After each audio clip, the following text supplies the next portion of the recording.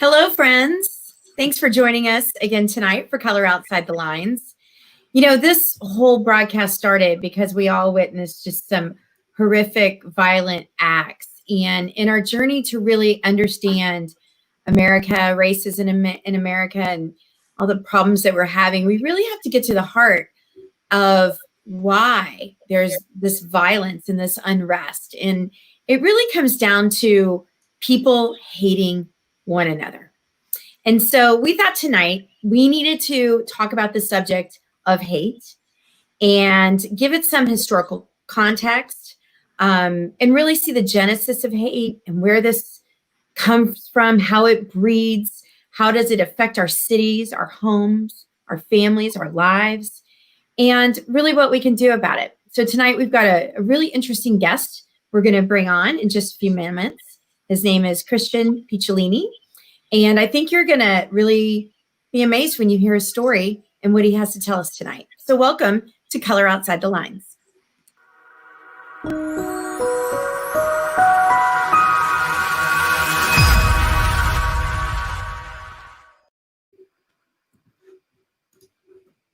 So this week has been quite a moment in time and history.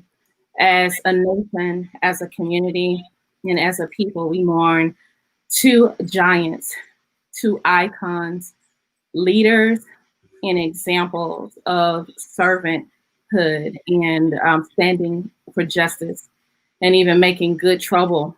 This week is exceptionally difficult because there's essentially like a passing of the torch.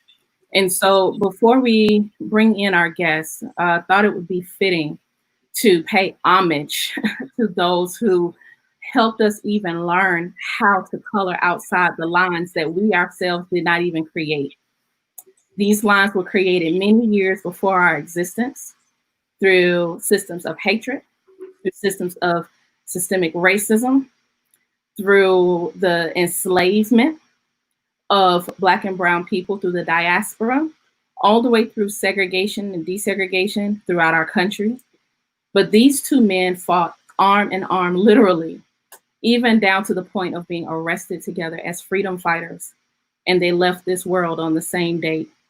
And I'm speaking of Representative John Robert Lewis, who transitioned on this past Friday at the age of 80 years old after fighting his ultimate fight with cancer.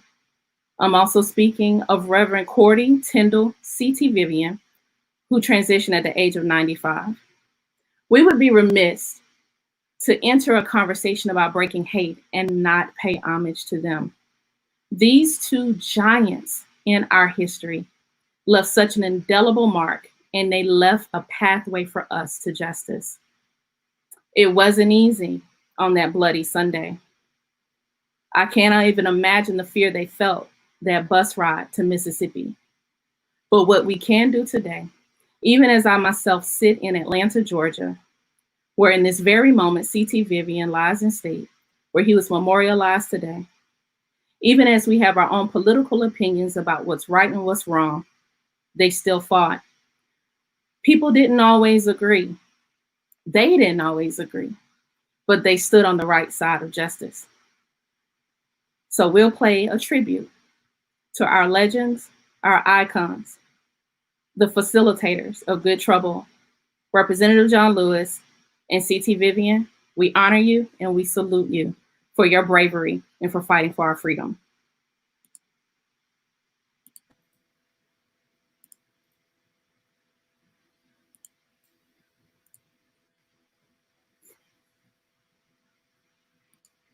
In the United States, an extraordinary summer. Within the span, the last 90 days, the loss of Reverend Lowry, of Reverend Vivian, and now Congressman Lewis.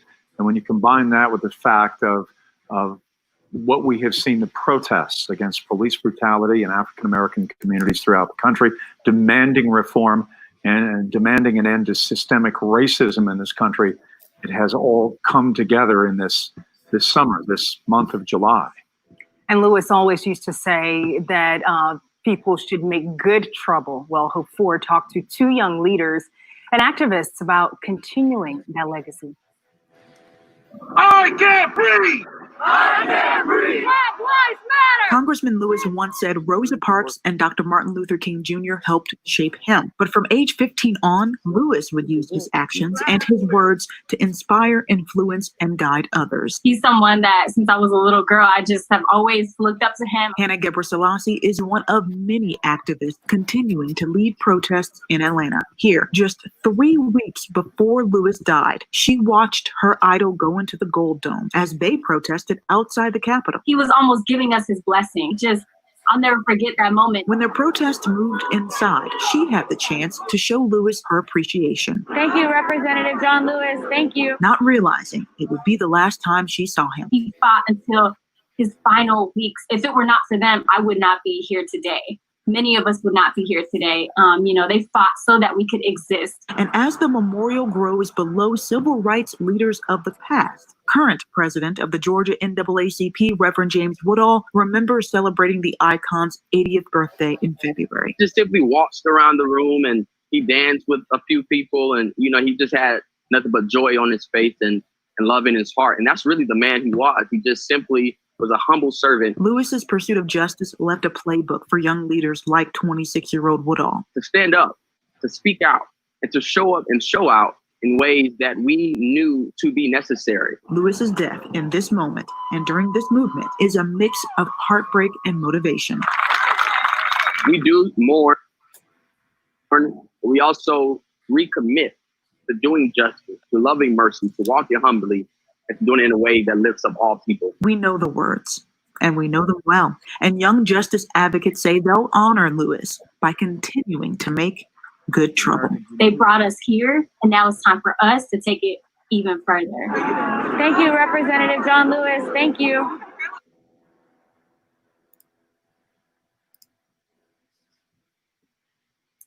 So briefly, I'll share with you a little bit about these icons and then transition to our guest for tonight.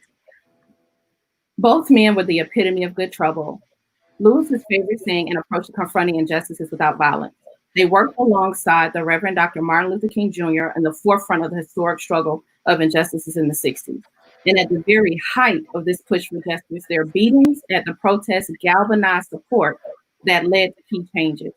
After years of arrest, confrontations, unyielding demands for justice, they received their ultimate reward. John Lewis was more than an icon for civil rights. He was for marginalized communities nationwide. I know, I live in the Fifth, and I understand the fight. The world has lost legends, 2 of them as a matter of fact. The civil rights movement has lost an icon. The city of Atlanta has lost one of its fearless leaders, and the Congressional Black Caucus has lost one of its longest serving members. And for C.T. Vivian, he not only fought for justice, he took the beating, he took it on camera. He faced and spoke truth to power, and he did so until his last breath. So in honesty and truth of what the young people said, my moment of recommitting to justice today is to share the radical truth about my difficulty with tonight's guest. Christian Picciolini, as many of you may know since you're here tonight, is a former white supremacist.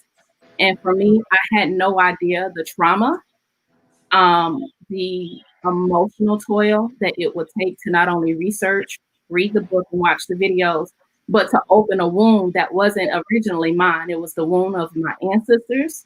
It was the wound of John Lewis and C.T. Vivian. It was the wound of my grandmother, whom I care for at 83 years old, who was a victim of white supremacy, being raised in the deep south of Alabama. For me, this is similar to a victim impact statement. And although I understand and I empathize with the youth that Christian fights to save from white supremacy or being recruited into that arena, I also understand that it is highly important to elevate the other voices of the unheard and the unknown, the voices of those who haven't received justice. As it stands today, there's still not an arrest for Breonna Taylor's killers. Ahmaud Arbery, we can't bring him back, and so many still can't breathe. So tonight, this is my stand to say, Christian, I appreciate your story, but there are so many untold stories, those who will never have a platform like the one we have tonight. My plan tonight, before bringing Christian on, was to not be on camera because honestly, emotionally, I could not handle the conversation. But after speaking to him off camera, I would like to bring Christian on because we had an honest, truthful moment of connectivity. I pray and I hope that as you hear our exchange, that as you learn from listening, that you do so without defense or excuse, but with a heart of empathy. So, Christian, we welcome you to Color Outside the Lines. Thank you, Melissa. Thanks again for having me. And I just want to say again to the audience what I said to you, that not having your voice as part of this would rob us all of that. And I think it is critical to empower and to raise those voices that have not been heard. And especially coming from what I did and acknowledging the privilege of me even being here when so many people of color are not getting those second chances like I got, would not be fair to anyone participating tonight. So I want to say thank you, and I'm sorry for this topic. I am sorry that this exists, and I want you to know that there's no way I can take back what I did, but I can promise you that I've dedicated every day since then to trying to repair the damage that I caused. And I will promise you again here tonight, and I'll promise everybody watching and listening that that is my goal. And I'm grateful. I respect your story and your attempt at redemption.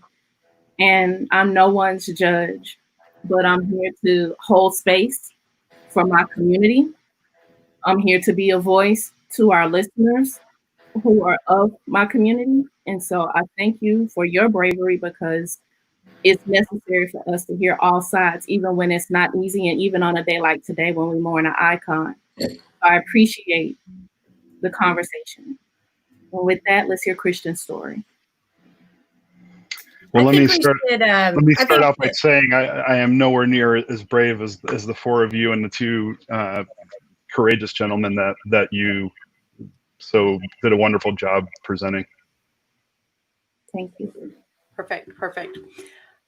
Well, again, this is a conversation that it's kind of weird, because I have told people I'm excited to have this conversation, but I don't know if excited is the right word, because I don't personally feel like we should have ever had to have this conversation. White supremacy should have never been a thing. But when I reached out to you, we do a lot of research for this show, Christian, and somehow, I don't know how, I stumbled across your TED Talk, and I was like, I'm going to email this guy. He'll never respond. But this is something that I need to talk about as well. And I think a lot of us need to hear this, because some of us have blinders on. I can never put myself in Melissa's shoes, in Melissa's ancestors' shoes, because my people didn't suffer from oppressors. But I want to introduce you, tell our guests a little bit about you. We have been promoting your TED Talk prior, and we hope a lot of listeners have watched prior. But just a little bit about Christian Picciolini. He's an award-winning television producer and public speaker, author, peace advocate, and former violent extremist. After leaving the hate movement he helped create during his youth in the 80s and 90s, which is also when I grew up, he began a painstaking process of making amends and rebuilding his life. Christian went on to earn his degree in international relations from DePaul University and launched Gold Mill Group, a counter-extremism consulting and digital media firm. In 2016, he won an Emmy Award for producing an anti-hate advertising campaign aimed at helping people disengage from extremism. Christian's life since leaving the white power movement over 2 decades ago has been dedicated to helping others overcome their own hate. He now leads the Free Radicals Project and a global extremism prevention and disengagement network. He has spoken all over the world, including the TEDx stage, which is where I found you, sharing his unique and extensive knowledge, teaching all who are willing to learn about building greater peace through empathy and compassion. Christian's involvement and exit from the early white supremacist skinhead movement is chronicled in his memoir, White American Youth. His latest book, Breaking Hate, Confronting the New Culture of Extremism, which was just recently released, and his disengagement work is also spotlighted in MSNBC's documentary series by the same name, Breaking Hate. Christian, you were kind enough to send us your book, and I'll be honest, I'm not the best at comprehension. Kate's dyslexic. So we had to read your book and listen to your book. And listen. And I have never been so drawn in at the stories. So I bought another 5 books of Breaking Hate. I think it's a necessary read for anyone who is a little naive to the fact that this even exists, because I realize so much about different hate groups, not just white supremacy. So thank you. Thank you for being here. Thank you for being vulnerable to talk about this. I can't even imagine if my sins were dug up and I had to talk about them in front of a group of people. And I really appreciate you being here. And I know, again, it's not a conversation that we look forward to, but it's a conversation that's necessary. So thank you very much. Thank you. My pleasure. And let me just plug 3 books real quick. These are John Lewis's books, which I think everybody, if you have not read them, you should read the March series, because, really, if it wasn't for people like John Lewis and C.T. Vivian and Dr. King, people who have been literally blood, sweat, and tears and pain and death fighting against this white supremacy that has existed since our very founding. People like us and people like Melissa, it would be much more different these days. We need to hear these voices. We need to see these people who are screaming at the top of their lungs, and we need to find ways to change, not just move forward in progress. We've seen incremental progress, and that looks like slavery to Jim Crow, to housing markets and lending institutions and accumulation of wealth not being given to certain people because of the color of their skin. So we have to make change and not just find progress. This is the momentum, I think, that people before us have come and been screaming for. So I hope that whoever, I don't know who's watching right now, how many people are watching. I hope everybody goes out and buys those books and understands what the struggle that has been fought for so long is all about. Yeah, for sure. We have a resource guide, so we're going to put that on there, because I had some great information about John Lewis and C.T. Vivian too, and the trilogy was on my list of things you've got to go read. Not only did he win the National Book Award and the Coretta Scott King Book Award for it, but it's a must read. So thank you for sharing those. I'll share your book, share John Lewis and C.T. Vivian's books. But yeah, Christian, when I was reading your book, the first thing that happened as I was reading it was, oh, wow, we grew up very much the same. My family is Italian. They were immigrants in the United States. My mother's first generation in the United States. And they were discriminated against. They dropped the vowels from their names, trying to not be Italian. If they could have afforded plastic surgery, they probably would have had it. Lots of struggle, but grew up Catholic like you. But at a point in your life, you had a different direction that led you on this path of hate. And so I want to start with that, because I think that's important for a lot of parents to hear, and a lot of us to really understand how this hate breeds and grows. Yeah, I kept all the vowels. I think I have more vowels in my name. Yeah, I mean, my parents, so I'm a first generation American. My parents are actual Italian immigrants that came over in the 60s. And you're right. I mean, when they came over, they were the victims of some prejudice.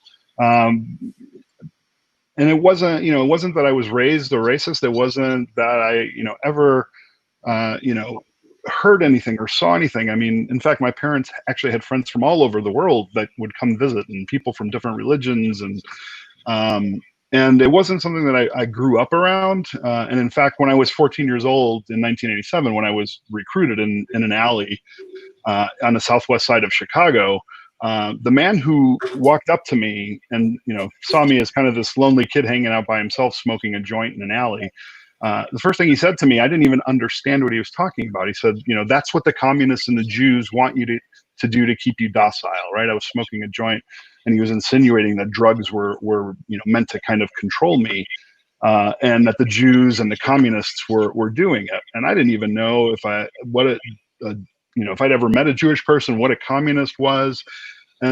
And I didn't understand any of the principles that he was talking about related to race, or, when he would talk about a white homeland or a white ethno-state.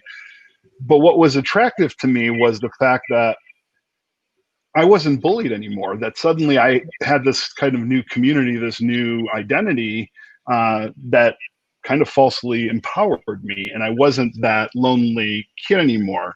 So I was willing to, for the reward that I thought I was getting at the time, I was willing to trade away everything that was logical, everything that I was raised on, at least for 8 years, until I was able to realize that, it wasn't who I was or what I wanted to do or how I wanted to live my life or affect other people.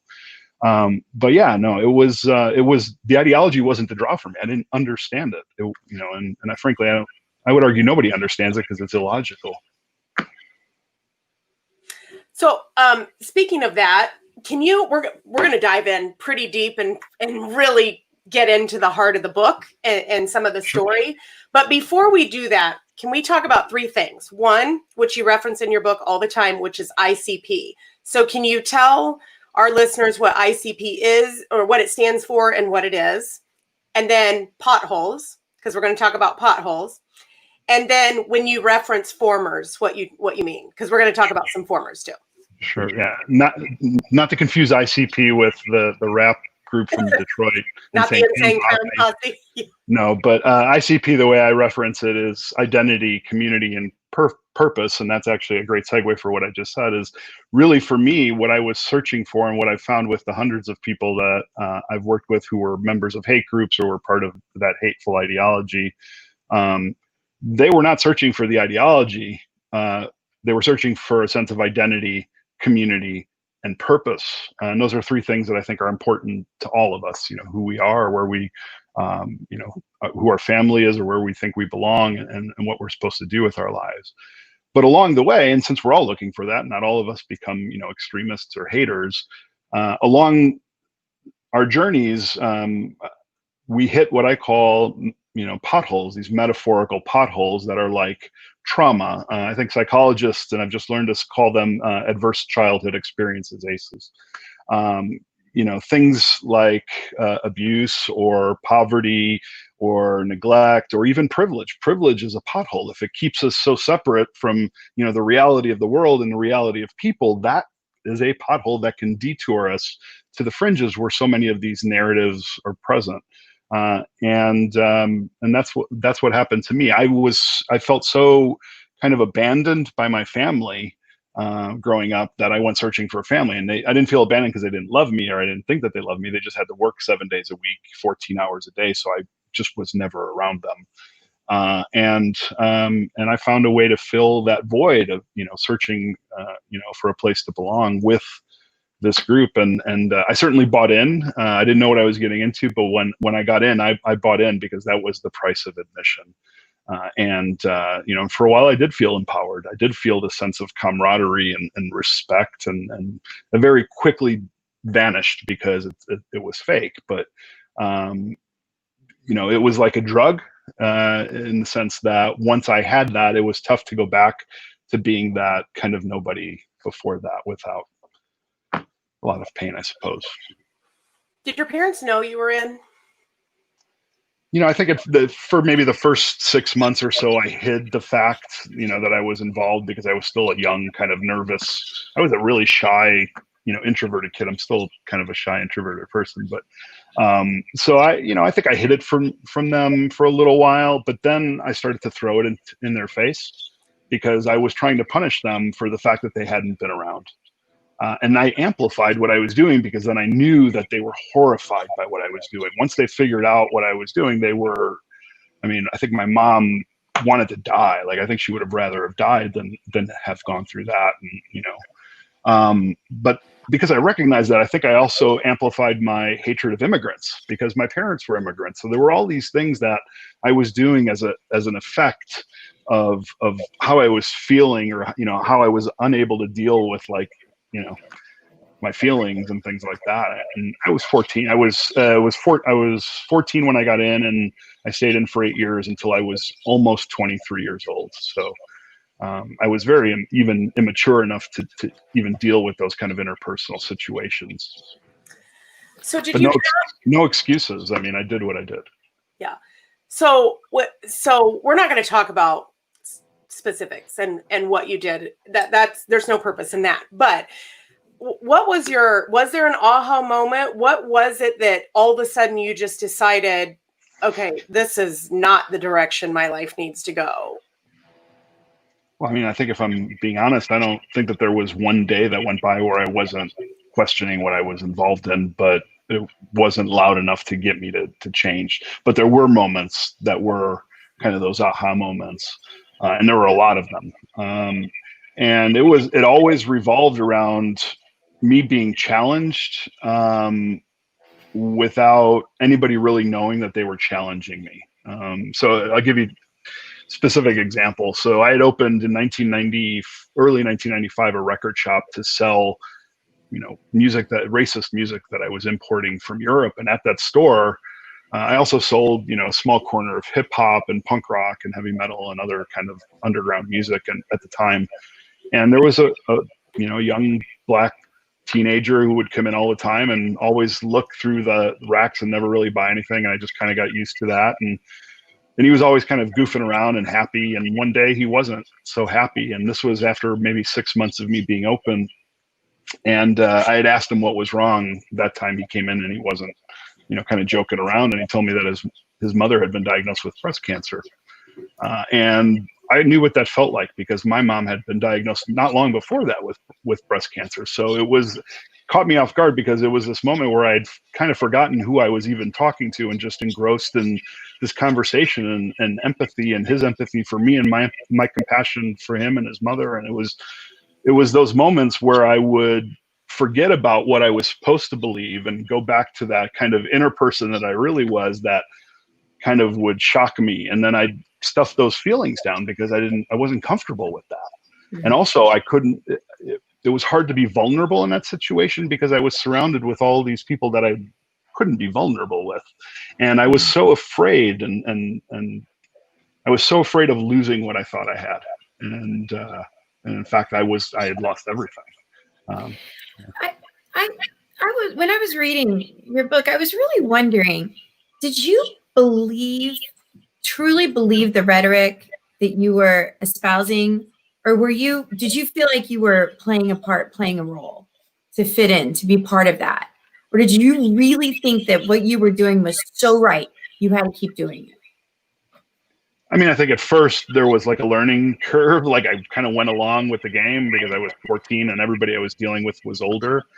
So I think at that point, but once I had started to buy in, yeah, I think I really did believe it. But again, there were always doubts. There were always like, that's not how I was raised. That's not what I've seen with my own eyes. That's not what I've heard. That's not, but yeah, I mean, I don't want to diminish who I was because it's very important to take accountability for that. Yeah. So yes, I'm not going to say, I faked it. I did what I did and I did bad things. I said bad things and I have to be accountable for that. I asked the question because I think that there's an increased vulnerability with youth today. And I think that, with social media and, this connection with strangers, easy connection with strangers, it's easier to influence our youth. And that's obviously what happened to you. Whoops, my dog's barking. Whether you believed what was being said to you or not, you were influenced. Can you speak a little bit about how you feel about the youth today being influenced and could potentially be lured into these hate groups? Yeah. I mean, I don't think that youth were any more vulnerable or less vulnerable 30 years ago than they are today. I think that, we're the same people. I just think that the opportunity for them to kind of go down a bad path exists more than it did. I mean, they're more connected. You know, I was recruited in an alley, like literally a dead end alley. And the internet is kind of like a digital alleyway where, you know, anybody can hang out at any time, you know, 24 hours a day. And if you're in line, you know, at the hate buffet, you can eat there 24 hours a day too. I mean, I hate to say that. I think young people are susceptible because they are searching for identity, community, and purpose. They're at that, you know, especially at that age 13 or 14, when they're kind of moving away from their parents. They're starting to develop their independence and, you know, groups of friends, and, you know, they're awkward. They don't want to be seen as wrong. They want to kind of go with the program to, you know, feel accepted to. I mean, it's hard, right? Not to make excuses for, you know, for poor choices, but it's also a really, really difficult time when we are trying to figure out, you know, who we are and what we're supposed to do with everything. And, you know, the internet provides a lot of alleyways to go down. I'll say that. And on top of that, there are a lot of predators online, just like there was in that alley that day for me. You know, there are recruiters, there are propagandists, you know, you don't even need a physical person to do what happened to me anymore. It can be an ad that sends you to a website where you watch a video and then you're chatting with other people. It's, you know, it's become much more efficient these days, unfortunately. One of the things that you said as well, which my son's 12 and loves video games and wears a headset and a mic.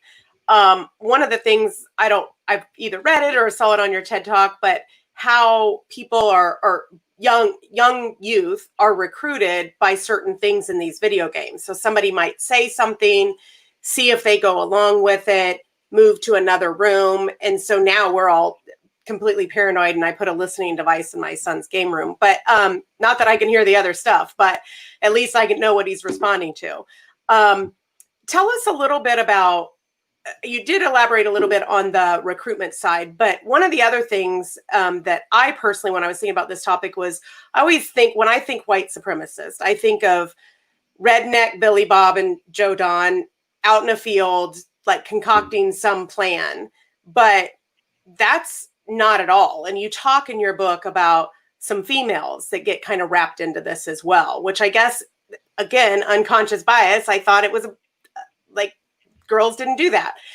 Can you talk a little bit about, again, how they're lured, which you already did a little bit, but also the appeal for a young female to be in this type of movement?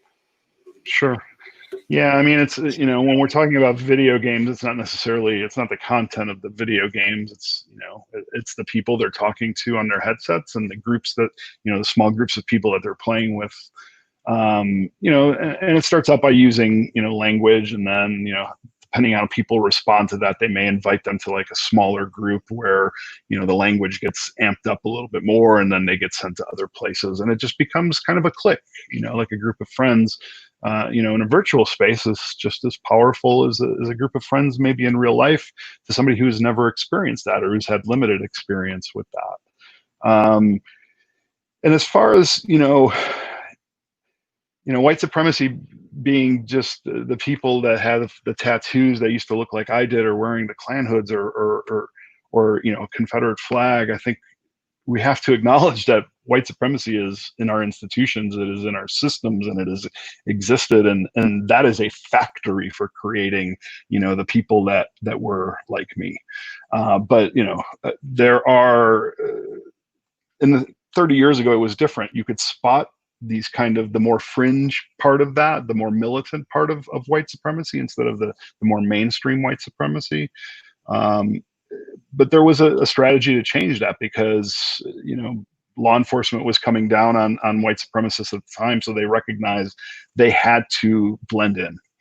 So they started to adopt language, change the way they looked, and they also started, and you know, having women as part of it is nothing new. I mean, you know, back during Jim Crow and the placement of Confederate statues and all of those things, women's groups were part of choosing that. They were part of dictating, you know, what was taught in our history books, the Daughters of the Confederacy and things like that. So I mean, women have always been really integral to white supremacy.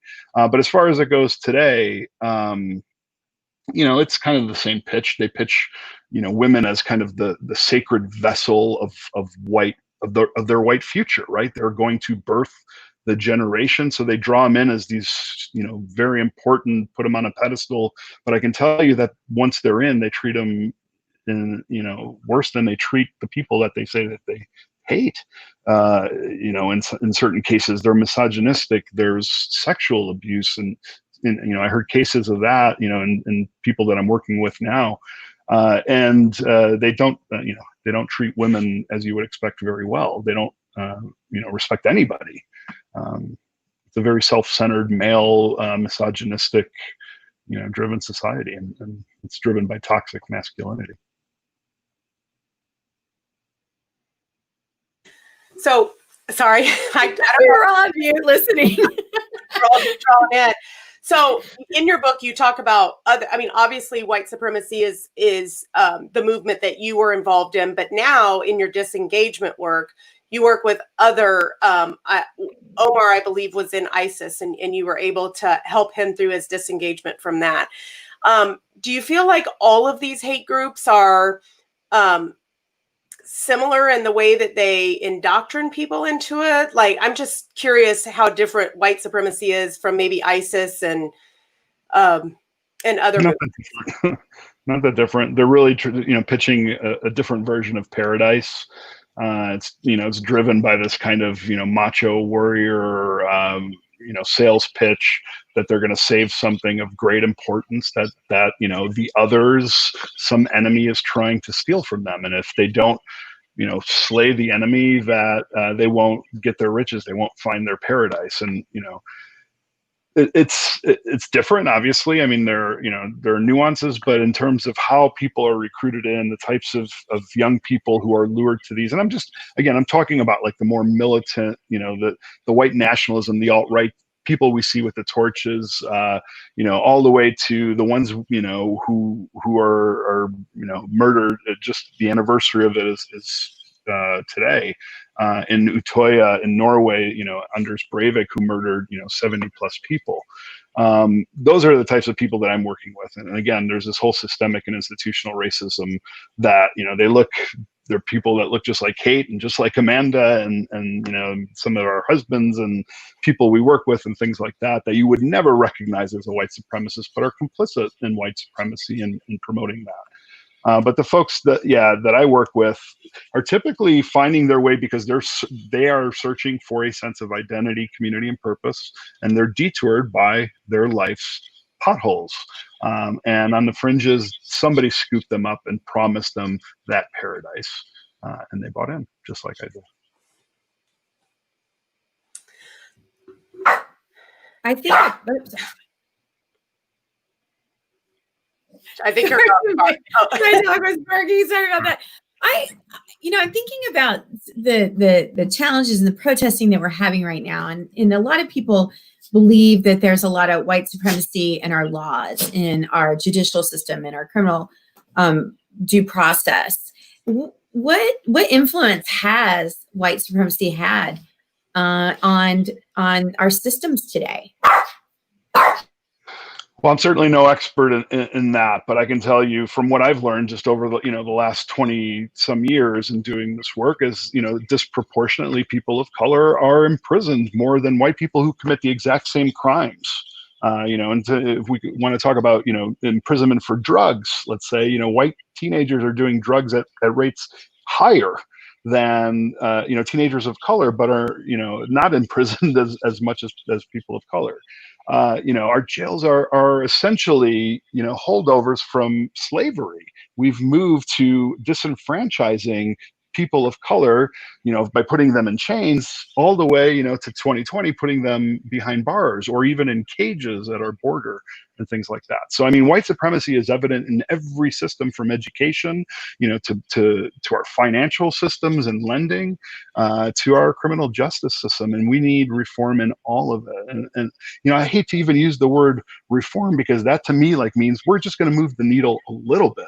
We've done that. We've been doing that for 400 years, and look where we are. We're still screaming for the same things, and I think we need change. And I think that this is the moment where actually we have the momentum to actually see that through. And I'm ready to be an ally. I have been out on the streets to do that, and I hope everybody will be too. I have a couple questions because my mind is racing a mile a minute. So when you talk about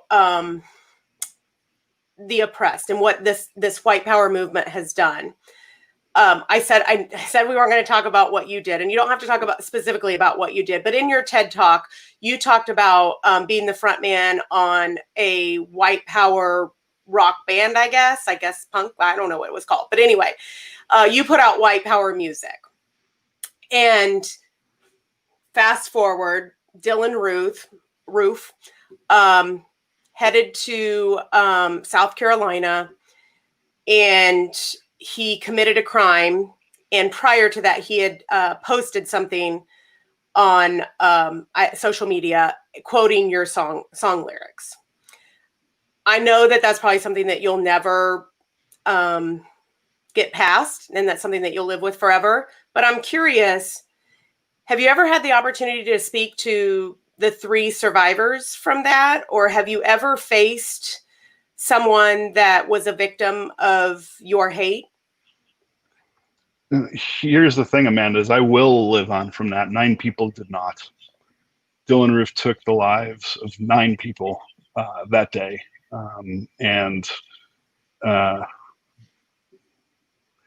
I have to tell you, I mean, that was a day that changed me.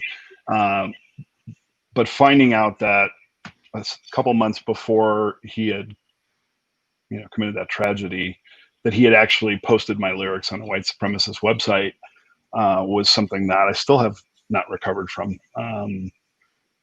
It was to think that I may have contributed in any way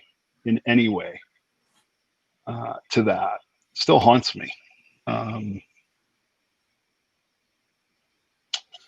Yeah, I mean, but that's fine. I'll live with that. But those 9 people won't, and their families who lost those 9 people, and that community, and that, the Mother Emanuel Church, who's survived tragedy after tragedy after tragedy and still is there as a beacon. They're the ones who feel it. I don't really know what to say to that. That's fine. Have you ever, and maybe not necessarily directly victims of your past, but have you had the opportunity to talk to those that have been victims of white supremacy in general? Sure. Yeah, I have. I've gone in, into the communities to hear them and to see them, and to see what I can do, if anything, to help. I've tried to find some of my own victims. I've tried to listen and learn as much as I possibly can. I mean, here's the thing. It's, it's very uncomfortable for me to kind of move forward being the voice to fight against this, knowing that I've contributed to it, when there are so many people who really don't get the voice and don't get the platform and aren't empowered, in this fight, and have been fighting for so long. So it's hard for me to kind of be out, to even be thought of as out front of, in this fight. I'd rather, just be shoulder to shoulder and follow, if anything. But if I can say anything for people to listen, and that is, this exists. White supremacy is a thing, right? Whether you've been told it isn't, whether you think, maybe it went away, once we elected President Obama, if even if your family didn't contribute to, the horrors that this country has contributed to, we are responsible now. We are responsible now to change this, to not close our eyes, to not shut our mouths, to continue to speak up, even if you've never said anything before. There's always the time to start, right? There's always, it's never too late to do the right thing. And I think, as Dr. King said, it's, there's always the right moment to do the right thing. And I think I got that wrong, but I'm paraphrasing. We can start now, right? We can be good allies now. If we have power, if we have control, we need to empower the people who haven't been. Women, people of color, we have to. Our future depends on it, right? Like this experiment, that we've kind of taken for granted. It depends on all of us being, having that equal footing, and understanding that for so long there have been people that haven't had that equal footing. So, if it's okay, I have a question insert here, a follow-up to Amanda's question. Sure. I've seen several questions here in the comments, and I think it is important to address. I know we won't necessarily get into the particulars of any past hate crimes, but I'm going to just read it verbatim here from Jacora. When it comes to just your past and the history of what you've done, she says it makes her think of reformed gang members that suddenly become reformed. They still face prison time. Have you avoided prison? If yes, so would you care to address just from the penal system or justice in that regard of atonement? And I've heard definitely the acts that you've tried to do by redeeming other young people and things of that nature, but direct, I guess, just repercussion, has that occurred? Yeah, no, I do. I definitely would consider that a privilege to have not had to have, you know, I don't know that I ever would have gone to prison for what I did. I mean, I was involved in street fighting and people were definitely hurt. And I made music that certainly lives on today and is still, you know, despite my attempts to get it down, influencing people. But I would say absolutely that I was, you know, not arrested for my street fights because I was white. I was let go for things because of my privilege. I also, but I want to acknowledge too that when I acknowledged I was wrong, there was nobody really chasing me to like expose me. This was 25 years ago. I exposed myself. I kind of canceled myself at that moment. The old me was not who I wanted to be. It was not who I was. And I wanted to take accountability for those activities. So from that first day, I started to hold myself accountable for that, to put myself out and to try and learn and to try and kind of pay my dues. And had there been, you know, prison time or jail time or anything due for anything like that, I would have gladly served it.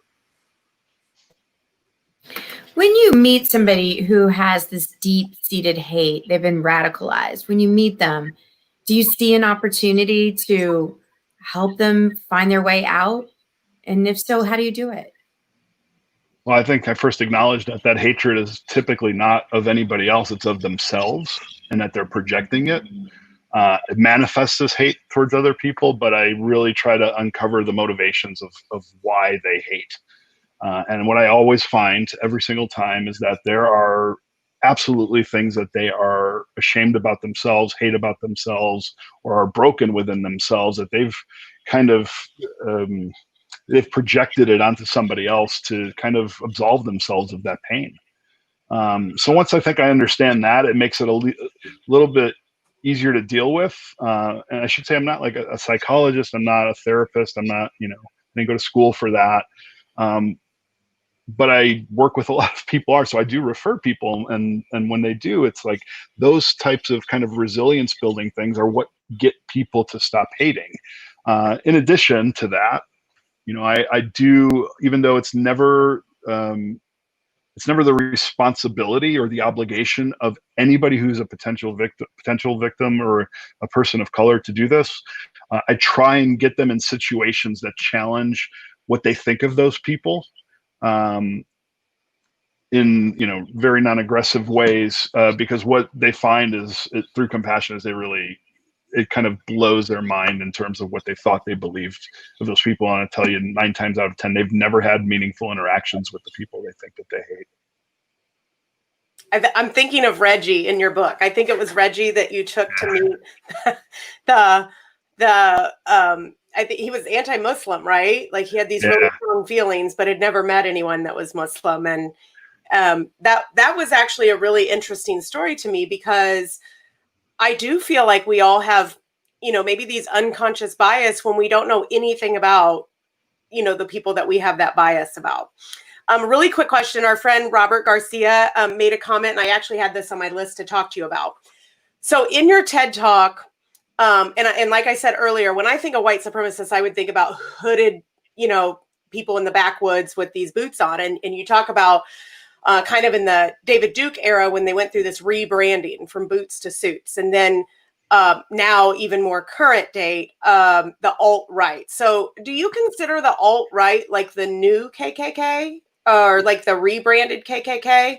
Because clearly the khakis and white polos with tiki torches are white supremacists, correct? The KKK is still around. I don't, think anybody's trying to steal their limelight. But there have always been all sorts of people under this white supremacist umbrella, from back in the old days, eugenicists, to nowadays the alt-right, the Klan. There are still some skinheads around, but frankly, most people aren't. You would never know it by looking at them, right? Because that has been kind of the strategy to blend in. But yes, this new kind of, there's so many. I feel like every week there's like a new branch of it. But today we're dealing with groups of what are calling themselves Boogaloo Boys, and you'll see them at some of these the protests, the state capitals, but they'll be against the protesters. They'll be dressed in camouflage and Hawaiian shirts, and that's kind of their thing. I don't know. Then there, of course, militia groups, and then you've got the Klan is still around, and you've got groups like Proud Boys, which they won't call themselves white supremacists. They call themselves male chauvinists, Western male chauvinists, which is if you really kind of dig under that, is really just a white supremacist. So it's hard to say. I don't want to paint the picture that it's like people should be looking for this or that, because it changes so often, and it would be unfair because there are so many white supremacists that you would never know by looking at them, and we shouldn't diminish the fact that they exist by saying they need to look like this or like that. They're there. Trust me, they're there. They're violent. They want to create a white homeland. And they'll use language that makes you think that they're patriotic when really in reality they're hiding behind patriotism with their hatred. And unfortunately we are in a situation today that they are more evident to somebody like me than unfortunately to the average person. They're there. It really makes me wonder what scares you today. What scares you about 2020 and where we are in our political climate, and knowing that all these hate groups exist and what they're capable of? I think us becoming complacent. I think that if we don't continue this momentum, it is here to stay. I think that it is more than just an election, because certainly this has existed long before this current administration, and if we don't do something about it, it will continue and amplify itself. I'm also concerned that this is not just a problem in the United States, but also a problem around the world, where we're seeing groups like these really grow.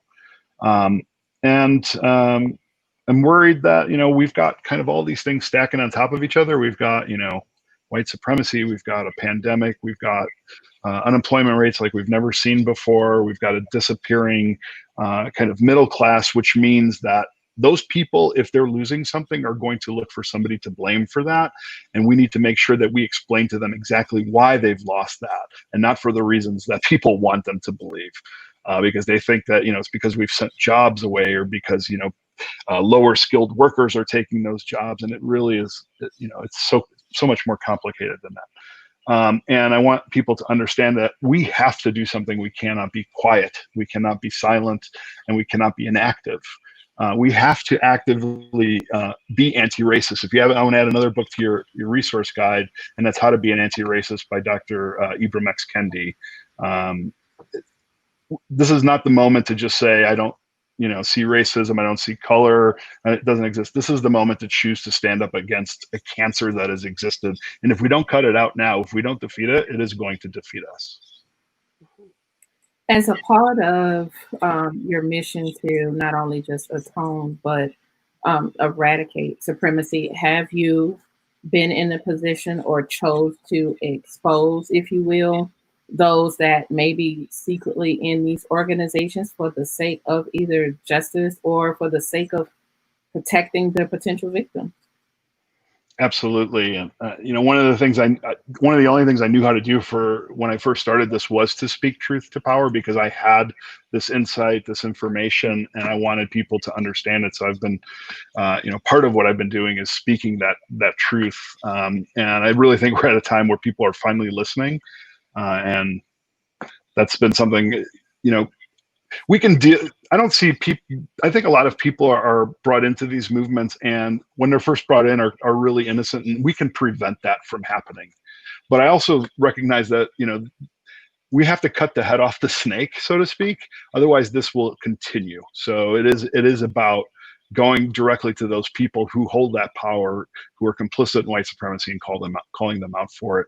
And my voice, having been there, is very unique because I've seen it. I've been behind the curtain, so to speak, and it's a very unique voice to call them out on, and I will continue to do that. Sorry, it's going so dark here. I'm going to turn a light on or something. Sure. And while you do that, Christian, I have a question. So in your book or your TED Talk, you did talk about at a young age, you were married and you had a child. You Yep. did not disengage quick enough. And I believe that relationship was dissolved. And I'm curious, I know you're married now to Britton. Was that the same woman, or do you have a relationship, not necessarily with your ex, but with your child at least now? I do. I have two boys. My boys are 20. Gosh, I got to do math now. Going to be 28 and 26 this year. So they're not little babies anymore. Yes, I've always had. They really are the ones who saved my life because I never wanted to not be a good dad to them. In fact, they were, when they were born, they were the ones who challenged that sense of ICP, that identity, community, and purpose. Because I couldn't be a hate monger and a dad and a husband at the same time. They couldn't coexist because my wife at the time wasn't involved. No, my wife, Britton, we've been married for a little over 15 years, is my second. I was married at, I think, 18 years old. I have a couple husbands. Okay. We had our first, I'm doing math again, Amanda. So married at 18, first son at 19, our second son at 21, and then I think we were divorced. She left me like right at the time I left the movement. I hadn't left the movement quickly enough, and she couldn't have that anymore. So she left me. But we're friends, and I've always been a part of the boys' lives, and they're amazing young men who are. I couldn't be more proud of them, of who they turned out to be. And it was always important for me to tell them who I was. So from the day that they could understand, I talked to them about what I had done. I wanted them to learn from that and not be that. I wanted to make sure that they were raised and not in that fashion. And in fact, I was out by the time they were 3 and 1, so they never really had any exposure to that. Mm-hmm.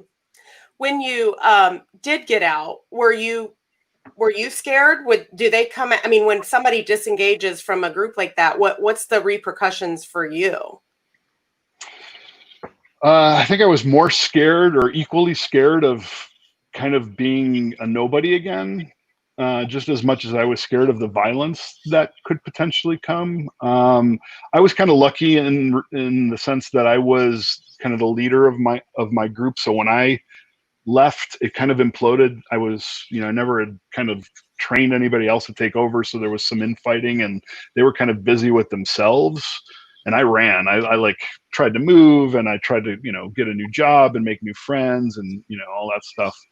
But what was scarier for me was this whole idea of, finding a new identity, community, and purpose, because I had known that from the time I was 14 until I was 23. And before I was 14, I was not in a very good place. I was bullied and stuff. So I didn't really know anything else. So it was kind of a leap off a cliff to an extent, but I also knew that jump off a cliff was saving my life. I wasn't convinced how, but I knew it was. Mm-hmm. Wow. Oh, go ahead, Kate. I first of all, I think you're a really beautiful writer. I think you have a gift for expressing yourself in words. And I was wondering if you're working on another book. Has what's going on in the world right now moved you to continue to write and use that talent that you have? My wife, I think I'm on a moratorium of writing a book for a few years. I think I really want the next thing I do to be a series of children's books. I really want to write books for kids. And kind of providing, as they're developing, these insights of what to look for, as somebody who's kind of experienced that. So that's an idea. I don't know. I don't know if I'm ready to start it yet. It just came out, and we were kind of to the wire with that one, but I think I will write another book eventually. I don't know what.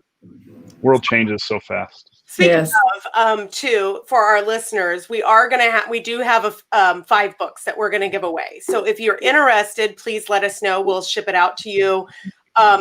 It's to me, it was life-changing to read it. Can you tell me in the book, because there's so many people, you get on Amanda, not me, Amanda, but the story about Amanda and Daniel and Reggie and Omar and Cassandra, which was the one that blew me away because can you talk a little bit about Cassandra? She was a twin. I think that was the biggest. Identical twin. An identical twin. And I know identical twins, and they are like this. But Cassandra and her sister wasn't. Can you talk a little bit about the story of Cassandra? Because I was really intrigued by how she kind of got sucked in by Jacob. Yeah, so Cassandra was, her parents had her father had contacted me. She was at the time a 17-year-old girl from New Jersey who was a twin, an identical twin. Couldn't have, was very kind of, her personality was very different than her twin. But had been kind of, she was very withdrawn, very kind of shy, was dealing with, kind of some anxiety issues and things like that kind of growing up. And her sister was this kind of very outgoing, very athletic, very popular, girl. And Cassandra had found, her presence online, and was kind of had fallen in love with this guy, Jacob, online, who had said he was like this, 21-year-old, blonde-haired, blue-eyed guy from Idaho, and was her virtual boyfriend. And they would talk every night, and then all of a sudden he started to recruit her into the alt-right or white nationalism, and started to really convince her to make these kind of propaganda videos, these recruitment videos. And they had, dated online for, several months, and she had never seen him face to face, had never seen him in person. And her parents discovered that she was making these neo-Nazi videos and were horrified and contacted me. And, pretty soon after that, I had discovered that this guy, Jacob, was not who he said he was. He was actually 2 people, actually probably more than that, but 2 main people. One person who was a guy from Northern California, who was this like 30-something-year-old Peruvian guy, and also a Russian guy from Moscow, who kind of worked with like this group of online trolls, and they were pretending to be this Jacob character and catfishing. And catfishing means that they were pretending to be this person to fool this girl. So she had never, even talked to him over video. Like, he would send videos and replace the audio on them and put his own audio on there. He'd steal photos online and kind of manipulate the images and whatnot. This was before the election of 2016. And what I had discovered in October of 2016 was, that this Russian connection, and they were involved with all of this, like, social media stuff, kind of trying to trend certain topics and create these fake accounts to promote Donald Trump. And I discovered that, thousands and thousands of accounts were fake. And this was long before, anybody had ever kind of put the words Russia and collusion and Russia and all that stuff together. And people, I think, thought I was nuts at the time. But I'd gone to the FBI with this information, and they didn't believe me. And then shortly after that, she was abducted by this Peruvian guy. And essentially, I don't want to ruin the book for anybody, but through this investigation and all this information that I had put together and helping this family out, I was able to bring a good conclusion to the story. But yeah, she was, it was this kind of just really gnarly, ugly kind of underbelly of what was happening online, and how a 17-year-old girl dealing with some personality disorders was kind of sucked in and manipulated by somebody that really could have hurt her very badly. It definitely is worth reading the book to see how that happened and the result. Yeah. Pretty interesting. So tell us on the MSNBC Breaking Hate, is that a series? Is that that's like 3 or 4 episodes, right? Yeah, it was a 3-part series. It was a trilogy, essentially that follows my work as I try and pull people out of these hate groups. It was in 2018 and 2019. I wish I could tell you there was an easy way to watch those episodes, but they're not on demand yet.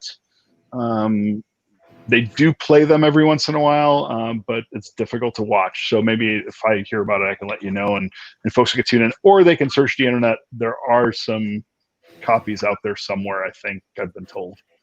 But yeah. Perfect. Well, how do people engage you now for the work? Like if somebody is, I know from the book that a couple of people called you up, but how do they know that this is what you do? So I run an organization called the Free Radicals Project. They can find out more information at freeradicals.org. And that I've been building a global network of people, some people that are like me, former extremists in other countries and other cities and states.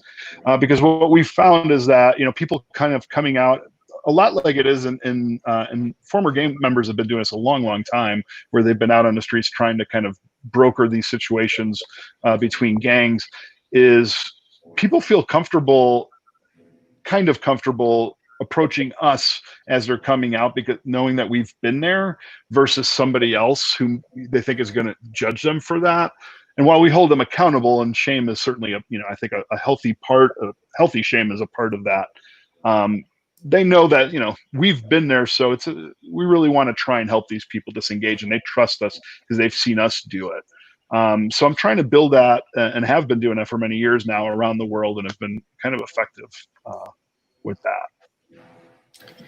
One of the takeaways from today in our conversation with you, which I thank you so much for, is the realization that white supremacy has infiltrated our companies, our organizations, our politics, locally, nationally, things that we should really watch out for. And one of the things that I was reflecting on with the death of John Lewis was this Voting Rights Act that we're revisiting in 2020. And I didn't understand that. I thought that we had the right to vote. What's going on? Thought everyone had the right to vote. What is going on? You always had the right to vote, Kate. I'm sorry? You always had the right to vote. Well, it's in my lifetime, absolutely, yes. But one of the things that I realized was that in 2013, the Supreme Court invalidated certain aspects of that Voting Rights Act, which would make it difficult or suppress voter registration and the ability to vote in states. And these are the kinds of things that I hope through everything that we're going through in 2020, we all keep our eyes open to these changes that could happen right before our very eyes and take us steps back, so many steps back from where we are today. So I appreciate you bringing up that comment, and we have to watch where we are today and how we advance and not take steps back. Yeah, I mean, I would encourage people to learn about redlining and how that is being used as a racist tool to take away people's voice and power. To even how the prison industrial complex and criminal justice system is taking away people's rights to vote. Again, you get locked up for a dime bag of weed, and suddenly, you're not allowed to ever participate in your future ever again. That is disempowerment. That is disenfranchisement of people. So yeah, I would encourage people. And these are all things that I haven't always known this. This isn't something that, I can say I've been an expert on forever. These are all things that as we go along, we're learning, but we have to actively learn. We have to be open to it. And we have to proactively learn this, because there's so much we still don't know, and we need to listen to voices of color, because they're the ones who know. They're the ones who are screaming about it. We just haven't been listening, and we need to listen. I have 2 wrap-up questions for you, Christian. So as it pertains to you mentioned criminal justice reform and just everything that's going on, reparations in terms of, I guess, however you've profited or whatever has attributed to your organization. Have you made financial retribution to the victims, to any organizations that support causes for Black and brown communities? Or what's your stance on reparations? I think reparations are necessary. I think that, it is the least we can do to try and level the playing field and make it equitable. I mean, that's the least. For all the, the loss of income accumulation over the generations. I mean, to me, it's without question. I do also support organizations. I support Black Lives Matter. I support other organizations that are fighting for social justice and for criminal justice reform. And I think we all should. I think that, these organizations don't just run on, pride and are fueled by hope. They need our support, and they need us to stand with them. So I would actually encourage people not to donate to my organization. Donate to some of these organizations that you see and that you hear about today that are on the front lines doing this work. And if you want to donate to mine after that, great. But I think that there's a battle that's much more important right now, and that is to see people and to hear people and to make sure that we stand side by side with them. And the last question, when you say the battle is to see and hear people, let's talk about protecting people with House Bill 426 in terms of like hate crime bill. I live in the state of Georgia, and it's sad to say Georgia was one of very few states that would even pass this hate crime bill until recently, after the death of Ahmaud Arbery. And what's shocking to that is that the vote it passed by 47-6. So the question in my mind is like, okay, who are the 6? That goes back to those who are not exposed. Who would vote against it? For those of you who are listening, I challenge you to educate yourself about the hate crime bill, hate crime act, and House Bill 426. What is your stance on the hate crime law? Because one of the examples I saw here, there was a legislative effort in November of 2019 after a 16-year-old teenage girl in Gainesville allegedly plotted to attack a historically Black church. And then when she was faced with the charge of a criminal attempt to commit murder, she did not face hate crime charges. What's your stance on hate crime charges, and should there be tougher penalties?